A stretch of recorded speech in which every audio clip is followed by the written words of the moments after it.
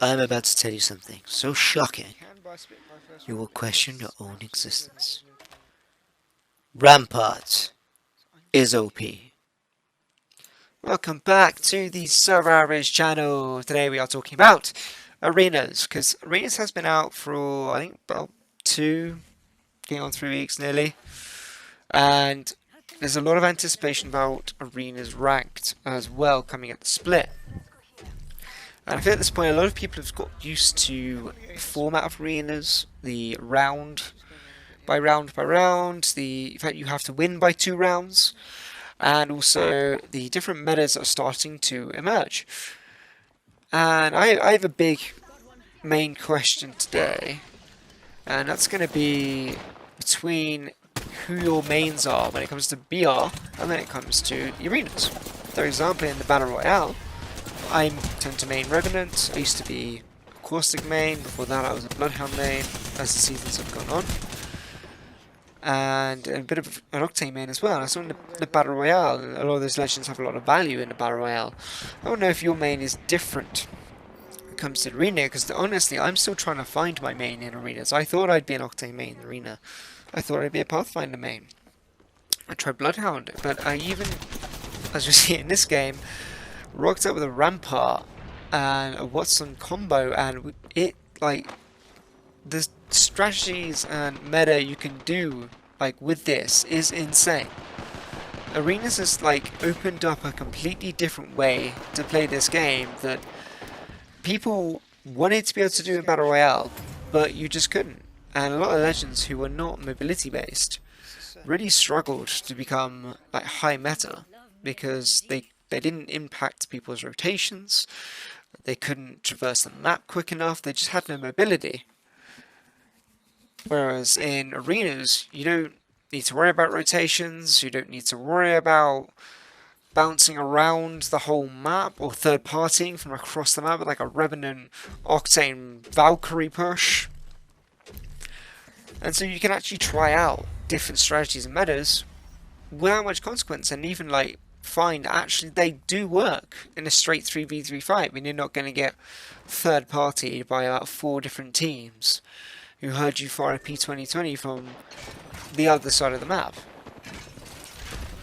And actually on this map, talking about maps on Rocheforest Crash Site, this is probably my favourite map, for sure. This is the one map that you can really push ideas on, because the verticality of this map, weirdly, even though it's quite small, it's quick to get in and out of fights. But however, artillery is similar, but it's mainly about height, so it's not great on artillery for legends who aren't mobile. And then the same with, I guess, Phase Run is my least favourite map, because it's so kind of one level, I guess, and it's just kind of, it's large, but it feels kind of flat. There's literally one, maximum 2 levels to it, if you like. So it's just kind of, yeah, and there's not really a lot to it. Yes, you've got the portal phase thing on one side of it, and that's kind of it. Otherwise, it's just like, just the same as anything, just a field. There's not a lot of different angles to play with. It's quite long range, I guess, as well. But then, like, you can get heals. It's very hard to make a solid push until it closes, unless both teams just go to the phase runner side, in which case it becomes a much more competitive fight. So we come back to Mirage Voyage, and here you can see we're setting up a lot with Rampart, a lot with Wattson, and trying to find a way of holding the high ground, holding angles.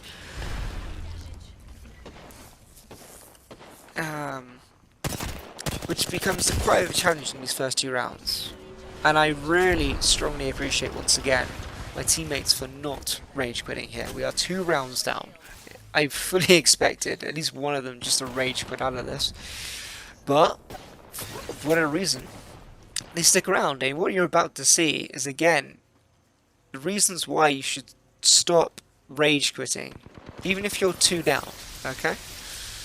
Because what's going to happen here is you're going to see the comeback of comebacks. And the way this works between Rampart and Wattson especially, holding the high ground, sieging up, is actually OP, to be honest. It like, because you don't have to rotate, you don't have to move from this spot. It completely changes the way you can play this game. I'm not even using like an LMG with Rampart. I'm using an R301. One of the most expensive gun in the game, because it's probably one of the best guns in the game. But her extra damage is crazy. And then you've got the Wattson just fencing up, to preventing the push, using a generator so you have constant shield regen as well. It's not just her that gets the shield regen, the whole team gets it. They can't hit with the projectiles. You see they got a fuse on their team, so he can't use his ability, so he's pretty much useless. There's no point using Bloodhound because everyone knows where everyone is, so it's not like you really need his scans. And then Octane can't push solo because he'll just get slaughtered by the three of us. So this works really well as a trio. And I want to know what anyone else is kind of finding with metas that they've never used before, they never thought would work, that probably was how the characters were designed when they originally came out, but just did not fit with the Battle Royale. So put that comment down below as well, and stick me a like and subscribe for that as well. I'd love to have that kind of conversation, and I'm testing out more and more strats and tactics in arenas at the moment. We've seen the Pathfinder one, the Octane strategy of just getting the materials like crazy. And now we have the defense strategy, the anti-push strategy. But I think that really does only work on this map. When we come back to the guns as well, so the R301 is still strong both in the BR and the arena, but we've heard a lot about the L-Star now coming out, which I've always said is a really strong one. If you go back, probably I think it might have been a couple of months ago, where I did a video on the L-Star. Showed its main features with the fact you don't have to reload if you can burst that thing. It does high damage output, and it's very difficult to deal with up close. The Spitfire is still OP. I don't care what they say about the nerf, it's still OP. I've actually found the repeater quite recently, the repeater 3030. I might use that in my next video, but the range is awesome. Now it's got the marksman stats, but also the shadow caps turn it into a fully equipped EVA 8. So you've basically got two guns for the price of one there, because I mean you're never going to use that gun at close range on its single fire mode. It's too slow, you've got to be accurate, and the other team's just going to full send and slaughter you. But in shotgun mode, it can do some serious damage. It's got more accuracy than EVA 8, but it does similar damage and a similar fire rate. But you carry, well, almost more ammo actually as well, I believe, especially with the extended mag, especially in arenas mode where you can just buy the fully equipped version. And again, that's another thing about arenas, we have the opportunity now to use different guns in their best possible state, to really give guns we've never tried before an actual real chance, rather than having to spend a whole game finding attachments, finding ammo, only to like ignore things like the Honor 9, to ignore the Mastiff, to ignore longbows, just because you want to try out another gun where everybody else just slaughters you. So it's this real opportunity to play this game differently. I'm really interested to see how different this will be when it comes to competitive, where you're going to see some crazy team comps. You're going to see legends that probably were really popular in VR that maybe they're not so popular in this mode. We're obviously seeing the fall of Horizon, lol, and obviously, you know, no pun intended, but the rise of Valk with her tactical, which has been actually adjusted for arenas, so it only takes 2.5 seconds instead of 5 seconds. For example, you know, her ultimate, sorry, it's been adjusted to 2.5 seconds instead of 5 seconds. However, they still need to balance a lot of ultimate costing. Pathfinder has got his zipline I did in my other video. It's going to be interesting how they balance abilities and such, because Octane's jump pad is a lifesaver, his stim is a lifesaver, and his health regen is fantastic. The lifeline res is crazy in arenas as well, but it just becomes so much more tactical, and you can take it at a slower pace. And if you have to stick with some tactics. We're playing defensive, that's maybe why we're not pushing. So there we go. We still get the care packages, and here we go. So we bring it back. Bring it back this round. We were 2-0 down. We're now back to 2-all. And that's the best thing about arena is, like, you get a second chance, you get to jump into multiple games without having to wait for forever for Zergers to catch up in between each one to only play 30 seconds games because your teammates are for some reason obsessed with dropping and dying.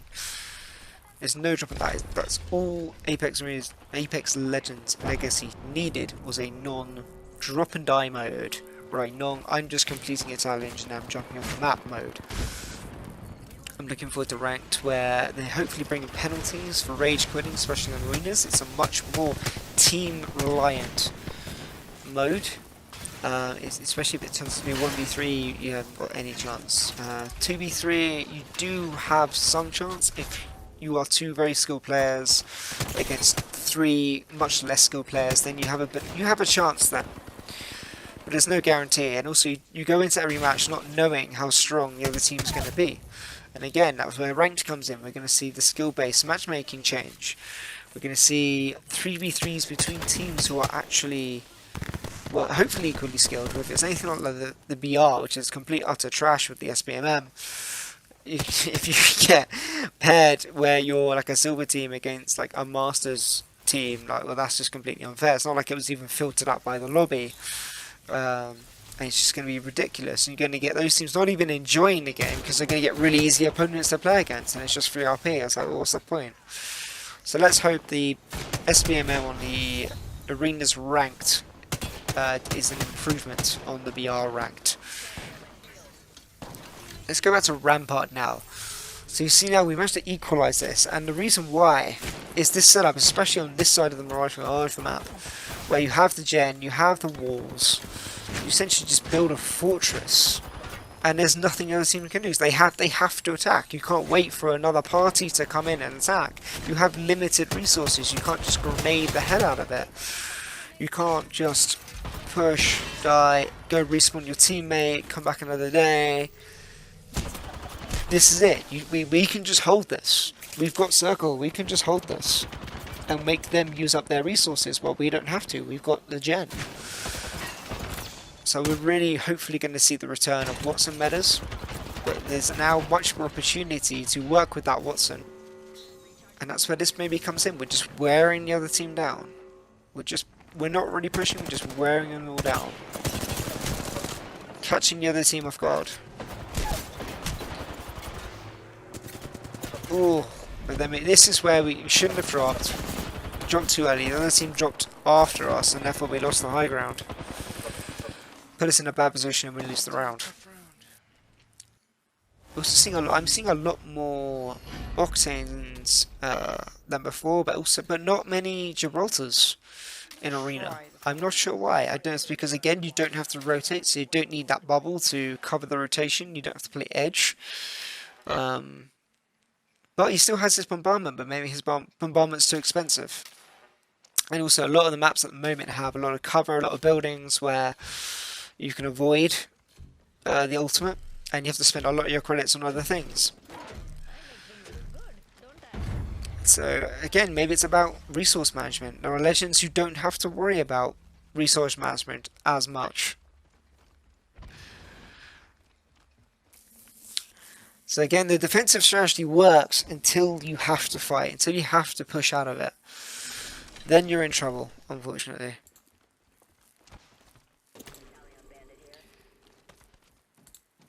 Then that's when you have to come up with new strats, and you have to choose different weapons. If you want to keep up in arenas, you're going to have to learn to play with different weapons. You have to learn to possibly only use one weapon instead of 2, and just take full advantage of the different fire modes on different weapons. So like I said, the Repeater has the shotgun mode, the R31, and the Flatline have the ranged anvil mode. And we're seeing the Bocek have the 2 different modes when you get both hop-ups. And there's a lot more opportunity to play with that in arenas. So that's where, again, this game has completely changed now. I do worry slightly that the BR mode is gonna die if it isn't a competitive way to play anymore. So if the LGS changes into a full arena mode instead of the BR mode, that could be quite dangerous for this game, and we could start to see the death of BRs, especially with the rise of Valorant, the rise of Rogue Company, which are tactical arena type modes. We might be finally seeing the fall of BR. I guess we're just waiting for games like Fortnite to bring out their multiplayer mode. If they ever get on with that, I wouldn't be surprised if they did. If that happens, I think that really will be the death of BR. And I want to know as well, comment down below that conversation, do you worry about the death of BR? Do you love BR? Are you actually just playing BR because your friends play and you're waiting for something a bit more tactical and competitive? Are you ever going to play BR again on Apex? Is it because the waiting times on the BR have ruined your experience of Apex? Let's start that conversation below. Let's have that chat. And so what are we going to do now? Now we've got into the really exciting, more exciting points of this game where we've really started to build up. In fact, this game is pretty clutch. And I'm going to play this one out. Stick around and see what happens between this Rampart Wattson combo. And you let me know if you think this is effective, if you think I've got lucky. Let me know if you think of the damage I got at the end, because I'm just slight spoiler, it's insane. And that's from a Rampart, one of the least picked characters in the entire game. But in arena mode, she shines. Why does she shine? And I'm hoping it's not just because I've improved. I'm still very much casual average player. I think what I make up for in terrible trash aim is the game knowledge, awareness of what's going on around me. Even though I miss almost like, I don't know, 50% of my shots, probably. Can't even shoot a guy that's downed, to be honest. But my awareness of the game is good, and that's what wins me games, I think. So now into a 3v3, 3-all tiebreaker. And I'm going to leave it from here. Let me know what you think of arenas 2 or 3 weeks in. What legends are really shining for you? What weapons are really shining for you? Are you using a lot of weapons and legends that you never used before? And tell me why that is. That's all from me. Peace out to you all. Stop rage quitting.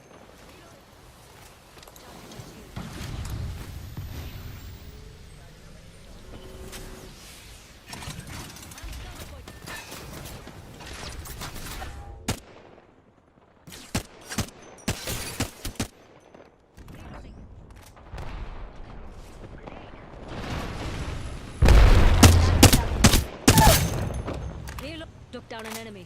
Okay, right here. Cover me. That's what you're supposed to say, right? There's an enemy. Closing up some amped cover. Reloading. There's a fool, mates. Putting up some amped cover.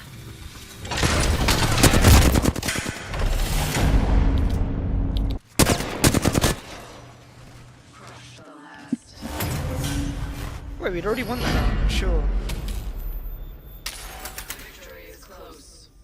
Achieve it at all costs. All right, not too bad. We're about to win.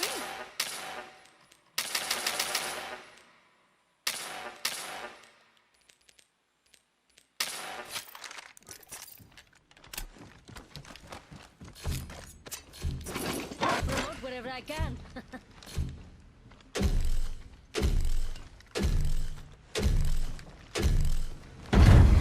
Round 8. One slip, and that's the end.